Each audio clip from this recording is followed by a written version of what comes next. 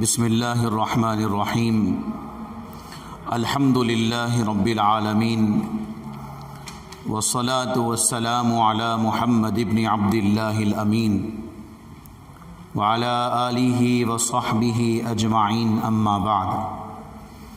సోదరులారా సోదరీమణులారా, ఇస్లాం యొక్క ధర్మపరముక ఎవరిని వివాహం చేసుకోవాలి, ఎవరిని చేసుకోకూడదు అనేటువంటి విషయంలో అల్లాహ్ తబారక్ వ తఆలా సూరతున్ నిసా వాక్యం 23లో వివరంగా తెలియచేయటం జరిగింది.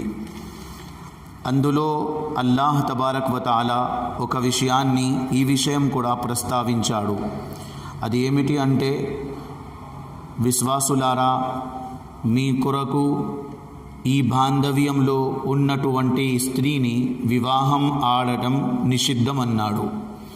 ఏంటి ఆ బాంధవ్యం అంటే, అక్క కూతురు లేదా సొంత చెల్లెల కూతురుని వివాహం ఆడటం నిషిద్ధం.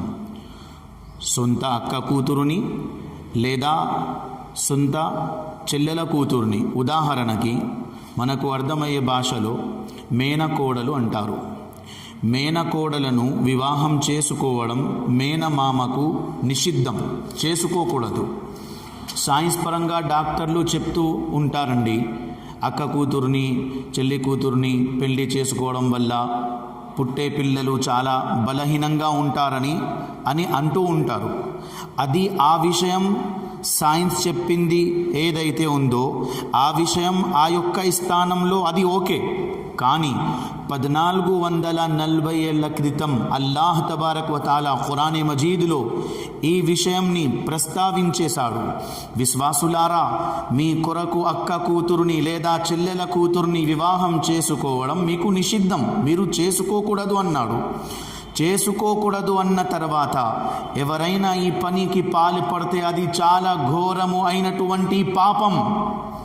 అల్లాహ్ తబారక్ వ తఆలా మీకు నాకు చెప్పి వినటం కంటే ఆచరించే భాగ్యం ప్రసాదించుగాక. ఇలాంటి పాప కార్యం నుంచి సమస్త ముస్లిం సమాజాన్ని అల్లా రక్షించుగాక. ఆమీన్. వమా అలైనా ఇల్లల్ బలాగ్.